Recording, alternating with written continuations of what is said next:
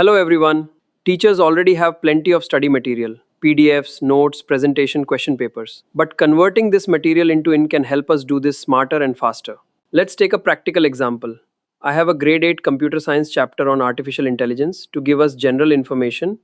I'll provide my own study material as the source. First, open NotebookLM and create a new notebook. Now add your study material as a source. This could be your chapter notes, PDF, document, or other supported material. Now I'll give NotebookLM a clear instruction. I want it to use my uploaded material and create a complete revision resource with important points, different. And here is our result. NotebookLM has created a revision resource based on the material we provided. We now have a summary, key concepts, and an answer key, all ready for us to review and customize. We can take this even further. We can ask NotebookLM to summarize, identify important concepts, create revision questions, or help us prepare other learning resources from the same material.